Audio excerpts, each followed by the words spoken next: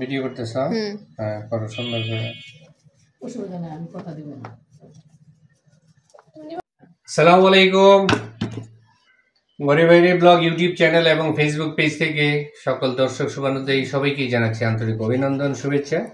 তো দর্শক মণ্ডলী, আপনারা আমার হাতে দেখতে পাচ্ছেন এটা গুল করে বানানো হয়েছে। এটা চালের গুঁড়ি থেকে তৈরি। তো এটাকে প্রথমে এইভাবে গুল গুল করে তৈরি করতে হয়। তো এরকম গোল্লার মতো গুল।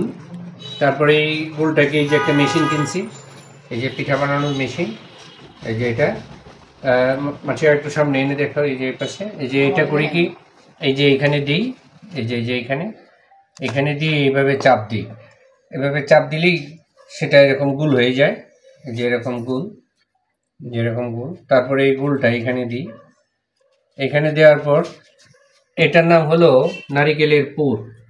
এই যে পুর, নারিকেলের পুর এই যে মাঝখানে একটু দিয়ে দিলাম। তারপরে দিয়ে এভাবে ধরে এই যে এভাবে একটা চাপ দিলাম। তো হয়ে গেল আমার পিঠা। কেমন হলো সেটা দেখাই। এই যে পিঠা তৈরি হয়ে গেল। তো আমি পিঠা বানানো তৈরি করাটা শিখে গিয়েছি। তো মাসির আম্মা এখন থেকে কাজে রিলিফ পেল, এখন আমাকে দিয়ে এগুলো করাবে সিদ্ধান্ত নিয়েছি। তো আমার মতো যারা আছেন তারা এরকম গৃহস্থলী কাজে সাহায্য সহযোগিতা করবেন, নিজেও মনের প্রশান্তি লাভ করবেন, আনন্দ লাভ করবেন। নিজের পিঠা নিজে বানিয়ে খান। এই শীতকালীন সময়ে পিঠা খাওয়ার একটা ধুম পড়ুক, পিঠা উৎসব হোক, সবার ঘরে ঘরে এই পুলি পিঠা। কিন্তু কি করবেন, এই যে নারিকেলের যে কুড়, এই যে এখানে দেখো নারিকেলটা দেখো, এই যে নারিকেলের এই কুড়টা তৈরি করা খুব কঠিন। কেন? এটার দাম বেশি। এখানে দেওয়া হয়েছে নারিকেল, একটা নারিকেল বাজারে এখন 160 টাকা। দ্বিতীয়ত হলো খেজুরের গুড়, অনেক দাম। তো সব মিলিয়ে অনেক কস্টলি। তাই এটা অকেশনালি খেতে হবে, সবসময় খাওয়া যাবে না, মাঝে মধ্যে মন চাইলে এইগুলো আয়োজন করে খেতে হবে।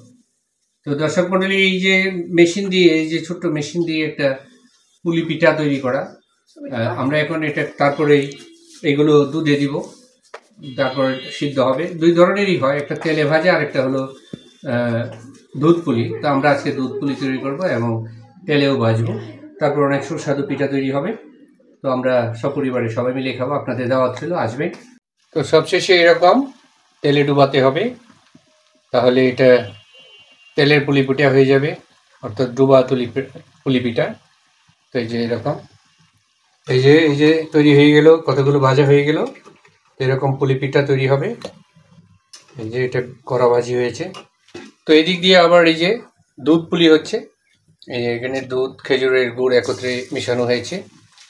তো এই যে এখানে এটা হলো দুধ পুলি তৈরি হচ্ছে। আর এখানে তৈরি হচ্ছে হলো তেল পুরি, দুধ পুরি। তো আজকে এই যে পিঠা উৎসব, আমি ছেলেবেলায় অনেক দেখেছি, আমাদের বাড়িতে তৈরি হতো, বাড়ির সব মানুষ এসে এই পিঠা তৈরি করতো, অনেক ধরনের পিঠা, আর প্রচুর পরিমাণে বড় বড় পাতিল দিয়ে তৈরি করা হতো। সেই জৌলুস সেই সময় আর নেই, সব ফুরিয়ে যাচ্ছে, সব সংকীর্ণ হয়ে আসছে।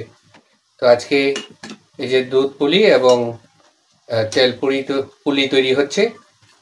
তো এখনই খেতে মন চাচ্ছে। যাই হোক, তো দাওয়াত রইল, সবার আসবেন। আল্লাহ হাফেজ।